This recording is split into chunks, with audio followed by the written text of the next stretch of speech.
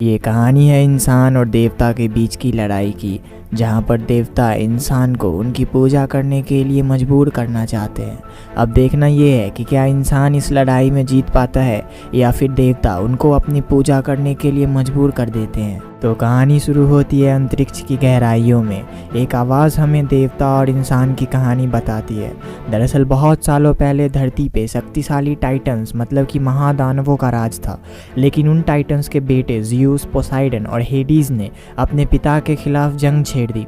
Zeus ने Hades को कहकर एक महाशक्तिशाली दानव की रचना करवाई जिसका नाम था क्रैकन, और इसकी मदद से उन्होंने उन टाइटन्स पे जीत पाई और उन्हें हमेशा के लिए पाताल में कैद कर दिया। इसके बाद ज़्यूस बना देवताओं का राजा, पोसाइडन बना समुद्र का राजा और हेडीज़ को मिली काली दुनिया मतलब कि पाताल की हुकूमत। ज़्यूस ने इंसानों की रचना की और इंसानों की प्रार्थनाओं ने देवताओं को अमर बना दिया, लेकिन समय के साथ इंसान बदलने लगे और देवताओं के खिलाफ होने लगे। इसी दौर में जन्म हुआ एक बच्चे का जो सब कुछ बदलने वाला था, और इसी के साथ हमें मूवी की पहली सीन दिखाई जाती है जहां हम देखते हैं कि एक बड़ा सा बक्सा पानी में तैर रहा होता है और तभी हम एक मछुआरे को देखते हैं जो इस बक्से को अपनी बोट पर खींच कर ले आता है। और जैसे ही वो इस बक्से को खोलता है, इसमें एक औरत और एक बच्चा होता है। वो औरत तो मर चुकी थी, लेकिन वो बच्चा अभी भी जिंदा था और रो रहा था। वो मछुआरा उस बच्चे को अपने सीने से लगा लेता है और उसे चुप कराने लगता है। यहाँ इस बोट से काफ़ी दूर हम देखते हैं एक औरत को जिसका नाम आयो है। वो इस बच्चे को पर्सियस कहती है और इसका नाम पर्सियस पड़ जाता है। अब हमें कुछ सालों बाद का सीन दिखाया जाता है जहाँ उस मछुआरे की पत्नी पेट से होती है। पर्सियस दूर गरजते बादलों को देखकर कुछ सोच रहा था। तभी वो मछुआरा उसके पास आता है और उससे पूछता है कि तुम क्या सोच रहे हो। पर्सियस कहता है कि मेरा एक छोटा भाई या एक छोटी बहन आने वाली है। वो मछुआरा पर्सियस से कहता है कि तुम चिंता मत करो, दूसरे बच्चे के आने के बाद हम तुम्हें इतना ही प्यार करेंगे जितना अब करते हैं। पर्सियस उस मछुआरे से कहता है कि वो तो आपका अपना बच्चा होगा, मैं तो अनाथ हूँ, मेरे कोई माँ बाप नहीं है। तब वो मछुआरा पर्सियस से कहता है कि हमारे बीच का रिश्ता किसी सगे बाप बेटे से भी ज़्यादा है, और अगर पर्सियस उस दिन जिंदा बच गया था तो वो ज़रूर कुछ बड़ा करने के लिए जिंदा बचा है। अब कहानी जाती है 12 साल आगे, जहाँ हम देखते हैं कि पर्सियस अब बड़ा हो गया है और अब पर्सियस के पास एक छोटी बहन भी है। यहाँ पर्सियस के पापा वो मछुआरा बहुत परेशान होता है क्योंकि बहुत दिनों से उनके हाथ कोई मछली नहीं लगी होती है और उनका जाल भी फट चुका था। वो मछुआरा कहता है कि इसके लिए किस देवता की पूजा की जाए, देवताओं ने तो हमें गुलाम बना लिया। उसकी बीवी उससे कहती है इंसान देवताओं के खिलाफ हो रहे हैं, इसीलिए देवता नाराज है। वो मछुआरा पर्सियस से कहता है कि एक दिन कोई ऐसा आएगा जो देवताओं से कहेगा कि बस अब उनका राज खत्म हुआ। इसके बाद हम देखते हैं कि रात हो चुकी है और पर्सियस फिर से उन गरजते बादलों को देख रहा था। उसके मन में काफ़ी सारे सवाल थे कि आखिर वो है कौन, वो कहाँ से आया था, लेकिन उसके पास किसी भी सवाल का जवाब नहीं होता। अगली सुबह ये लोग एक जगह से गुजर रहे थे जहाँ पर देवताओं के राजा ज़्यूस की बहुत बड़ी मूर्ति थी। इस मछुआरे की पत्नी अपनी बेटी से कहती है कि जल्दी से ज़्यूस के लिए माला लाओ, वो उनकी पूजा करना चाहती थी ताकि सब कुछ ठीक हो जाए। पर पर्सियस अपने बोट को उस तरफ घुमाता है, लेकिन यहाँ ये लोग देखते हैं कि कुछ सिपाही ज़्यूस की इस मूर्ति को तोड़ रहे थे। ये सिपाही एक छोटे से राज्य आर्गस से होते हैं। ये लोग उस मूर्ति को तोड़ देते हैं और वो मूर्ति सीधा पानी में गिरता है जहाँ पर पर्सियस और उसके परिवार बोट में थे, लेकिन मूर्ति गिरने से उन्हें कुछ भी नहीं होता, वो बच जाते हैं। ज़्यूस की मूर्ति गिराने की वजह से देवता नाराज हो जाते हैं। आसमान में चारों तरफ काले बादल छा जाते हैं और पानी के अंदर से पाताल से कुछ बड़े बड़े चमगादड़ निकल कर आते हैं और उन सारे सैनिकों को मार देते हैं। सैनिकों को मारने के बाद ये सारे चमगादड़ मिलते हैं और यहाँ प्रकट होता है हेडीज़, पाताल का राजा। हेडीज़ बहुत गुस्से में होता है और वो एक बड़े से आग के गोले को पर्सियस की बोट पर फेंकता है। पर्सियस का बोट पूरी तरह से तबाह हो जाता है और उसकी फैमिली पानी के अंदर चली जाती है। पर्सियस उन्हें बचाने की कोशिश करता है, लेकिन वो अपने परिवार में किसी को भी नहीं बचा पाता। वो पानी के बाहर आता है और बहुत चिल्लाता है, बहुत रोता है। अगले सीन में हमें देवताओं को दिखाया जाता है जो कि इंसानों के बगावत से परेशान थे, गुस्से में थे, क्योंकि देवता इंसानों की प्रार्थनाओं से ही तो जी पाते हैं। तभी वहाँ पर हेडीज़ आता है और ज़्यूस को इंसानों के खिलाफ बहुत भड़काता है। ज़्यूस हेडीज़ से पूछते हैं कि तुम क्या चाहते हो। हेडीज़ कहता है कि आप इंसानों से मुझे निपटने दीजिए, वो फिर से आपकी पूजा करने लगेंगे। ज़्यूस हेडीज़ को परमिशन दे देता है और कहते हैं कि जाओ, तुम्हें जो करना है इंसानों के साथ वो करो। इसके बाद हम देखते हैं कि पर्सियस को आर्गस की सेना आर्गस में लेके आते हैं, वहाँ के राजा के पास। यहाँ राजमहल में आर्गस के राजा अपने सिपाहियों को खूब जोश देते हैं कि इंसान और देवता के जंग में इंसानों की ही जीत होगी। तभी राजमहल में राजा की पत्नी देवताओं का अपमान करने लगती है और कहती है कि उनकी बेटी एंड्रोमेडा बहुत सुंदर है, जिस वजह वजह से देवता उसे जलते हैं और इसीलिए इनको परेशान करते हैं कि तभी वहाँ पर हेडीज एक बड़े बवंडर के साथ आता है जिसमें सारे सैनिक समा जाते हैं, लेकिन परसियस को उस बवंडर से कुछ फर्क नहीं पड़ता। परसियस हेडीज को मारने के लिए दौड़ता है लेकिन वो उसे नहीं मार पाता, और जब दूसरी बार परसियस हेडीज को मारने के लिए दौड़ता है तब उसे वो औरत रोक लेती है जिसका नाम आयो है। ये वही औरत है जिसने परसियस के पैदा होने के बाद उसका नाम दिया था, और इतने सालों बाद ये अब भी वैसी ही दिखती है, इसकी उम्र में कोई फर्क नहीं पड़ा है। इधर दूसरी तरफ हेडीज राजा की पत्नी की सारी सुंदरता खींच लेता है और वहाँ के लोगों को चेतावनी देता है कि अगले 10 दिन बाद सूर्य ग्रहण होने वाला है, जिस दिन वो क्रैकन को आर्गस पर अटैक करने के लिए आज़ाद कर देगा। क्रैकन वही दानव है जिसे हेडीज ने ज़्यूस के कहने पर बनाया था उन टाइटन से लड़ने के लिए। हेडीज आर्गस वालों को एक उपाय भी बताता है। वो बोलता है कि अगर क्रैकन से बचना है तो आर्गस वालों को राजा की बेटी एंड्रोमेडा की बलि चढ़ानी होगी, और फिर हेडीज परसियस से कहता है कि ज़्यूस की पूजा करना चालू कर दो क्योंकि ज़्यूस तुम्हारा अपना पिता है, और इतना कहकर हेडीज वहां से चला जाता है। अब आर्गस के सिपाही परसियस को बहुत मारते हैं और उससे पूछते हैं कि वो कौन है, क्या वो सच में ज़्यूस का बेटा है। आर्गस के राजा परसियस से कहते हैं कि अगर वो सच में ज़्यूस का बेटा है तो वो आर्गस वालों को बचा सकता है, लेकिन परसियस कहता है कि उसे इस बारे में कुछ भी नहीं पता। आर्गस के सैनिक परसियस को कैद खाने में बंद कर देते हैं। जब ज़्यूस को पता चलता है कि परसियस उसका बेटा है, उन्होंने उसको अपनाने से मना कर दिया क्योंकि वो चाहते थे कि सारे इंसानों के साथ साथ परसियस भी उनकी पूजा करें। इधर उस कैद खाने में परसियस से मिलने के लिए आयो आती है। आयो परसियस से कहती है कि उसके पैदा होने के बाद उस मछुआरे तक आयो ने ही परसियस को पहुंचाया था, और आयो तब से परसियस की देखभाल कर रही है, उसे छुप छुप कर। परसियस आयो से पूछता है कि तुम कौन हो। वो बताती है कि वो भी परसियस की तरह एक देव मानव है जिसे किसी देवी ने श्राप दिया है कि वो कभी नहीं मरेगी और उसका उम्र कभी भी नहीं घटेगा, ताकि वो अपने आंखों के सामने अपनों की मौत देख सके। परसियस आयो से पूछता है कि क्या वो सच में ज़्यूस का बेटा है। फिर आयो परसियस से कहती है कि जब देवता इंसानों को अपने खिलौने की तरह समझने लगे तब इंसानों की तरफ से पहली बार एक राजा ने देवताओं के खिलाफ बगावत शुरू की। देवता चाहते तो उन सबको मार सकते थे, लेकिन उन्हें इंसानों से प्यार था, इसीलिए उस राजा को सबक सिखाने के लिए ज़्यूस उस राजा का रूप लेकर उसकी पत्नी के पास सो गया और उससे एक बच्चा पैदा किया। जब राजा को ये बात पता चली तो उसने अपनी पत्नी और उस नए जन्मे बच्चे को एक बक्से में डालकर पानी में फेंक दिया, और वही बक्सा उस मछुआरे को मिला और उसके अंदर जो बच्चा था वो परसियस था। आयो परसियस से कहती है कि तुम्हारा जन्म महान दानव क्रैकन को मारने के लिए हुआ है। परसियस कहता है कि मुझे क्रैकन से नहीं लड़ना, भले ही मैं एक देव मानव हूँ, मेरी जंग हेडीज से है क्योंकि उसने ही मेरे पूरे परिवार को मारा है। आयो परसियस से कहती है कि जब परसियस क्रैकन को मारेगा तब हेडीज खुद ब खुद कमजोर हो जाएगा और तभी हेडीज को मारा जा सकता है। परसियस तैयार हो जाता है क्रैकन को मारने के लिए, और क्रैकन को मारने का केवल एक ही रास्ता है जो कि वहाँ से बहुत दूर स्टाइजीन नाम के जगह पे है जहाँ पर एक डायन रहती है, और उसी के पास मिलेगा इन सबको क्रैकन को मारने का तरीका। और इसी के साथ परसियस आर्गस की कुछ सैनिकों के साथ उस सफर पर चला जाता है क्रैकन को मारने के लिए।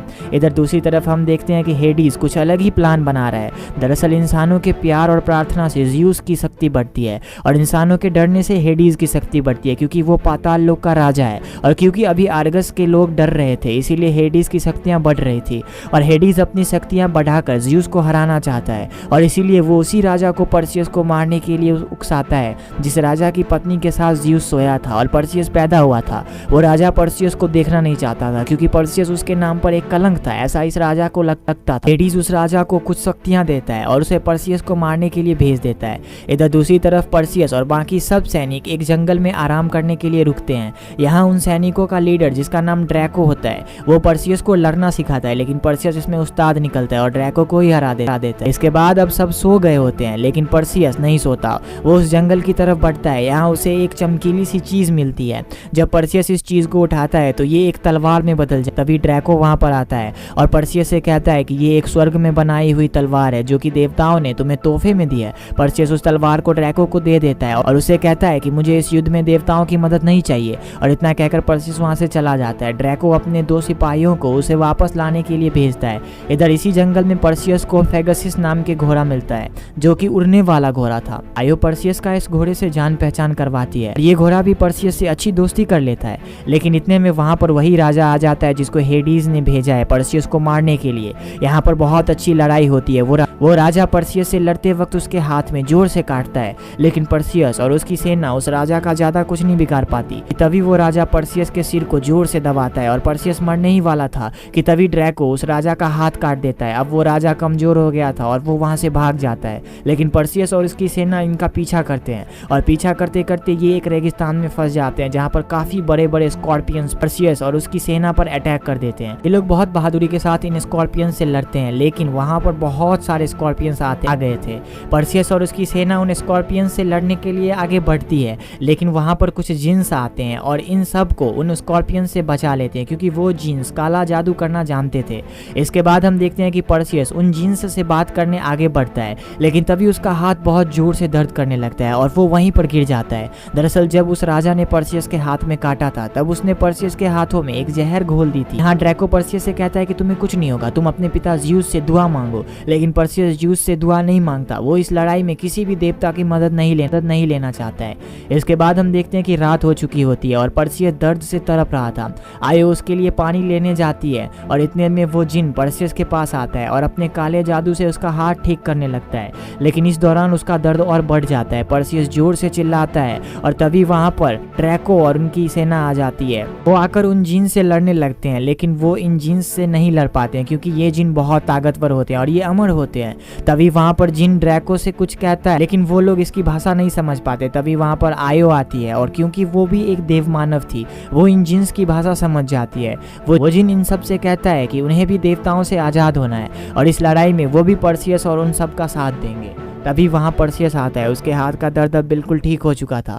अगली सुबह हम देखते हैं कि ड्रैको परसियस से देवताओं द्वारा दिया गया तोहफा उस तलवार को उपयोग करने के लिए कहता है, लेकिन परसियस इतना सब कुछ होने के बाद भी, उनके कई सैनिकों के मरने के बाद भी उस तलवार का उपयोग करना नहीं चाहता। वो कहता है कि ये लड़ाई मैं एक इंसान की तरह लड़ूंगा, मुझे इस लड़ाई में उन देवताओं की कोई ज़रूरत नहीं जिन्होंने मेरे परिवार को मारा। ड्रैको परसियस से कहता है कि ये तलवार मेरे झोले में ही रहेगा, जब तुम्हारा मन करे झोले से ले लेना।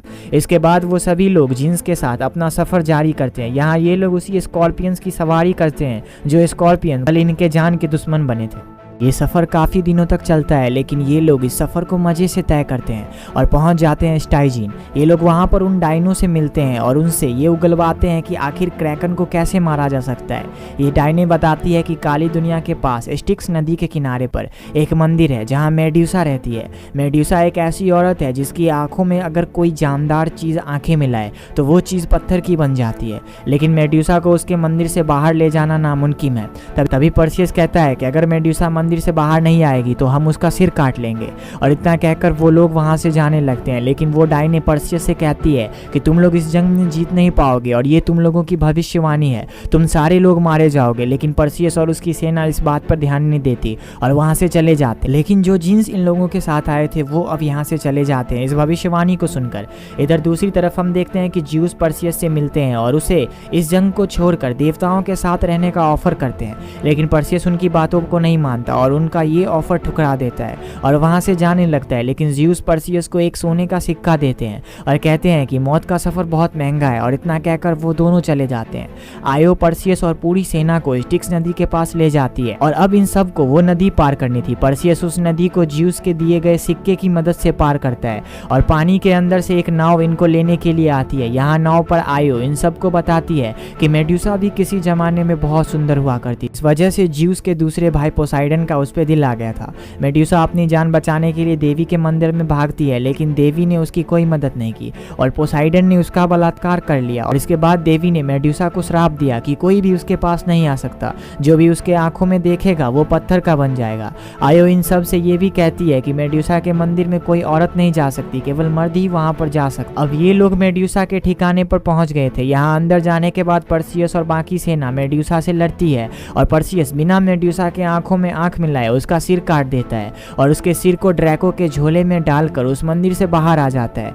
यहाँ मेड्यूसा ने उनकी सेना के सारे लोगों को मार दिया। अब बस परसियस और आयो ही बचे होते हैं। लेकिन जैसे ही परसियस उस मंदिर से बाहर आता है, वहां पर वही राजा आता है जो कि परसियस पर पहले भी हमला कर चुका है। वो राजा आते ही आयो को मार देता है और परसियस के साथ लड़ने लगता है। लड़ते लड़ते परसियस का तलवार पूरी तरह से टूट जाता है और अब परसियस को ज़्यूस के दिए तलवार का उपयोग करना ही था। वो उस तलवार का उपयोग करता है और उस राजा को मार देता है। राजा को मारने के बाद पर्सियस आयो के पास जाता है। आयो पर्सियस को कहती है कि सूर्य ग्रहण होने वाला है, तुम जल्दी से आर्गस जाओ। पर्सियस आयो से कहता है कि तुम हर वक्त मेरे साथ थी और अब मैं तुम्हें छोड़कर नहीं जाऊंगा। आयो पर्सियस से कहती है कि तुम्हें जाना ही होगा, आर्गस वालों को तुम्हारी ज़रूरत है। और इतना कहने के बाद आयो की रूह आसमान में उड़ जाती है और तभी वहाँ पर फेगसिस आता है, वो उड़ने वाला घोड़ा। पर्सियस मेड्यूसा का सिर लेकर आर्गस के लिए निकल जाता है। इधर दूसरी तरफ हम देखते हैं कि ज्यूस हेडीज को क्रैकन को आज़ाद करने का हुक्म दे देता है और यहाँ उनको पता चलता है कि ये सब हेडीज का छलावा था, वो अपनी शक्तियाँ बढ़ा रहा है। और फिर ज्यूस पर्सियस से आशा करने लगता है कि वो इंसानों को बचा लेगा।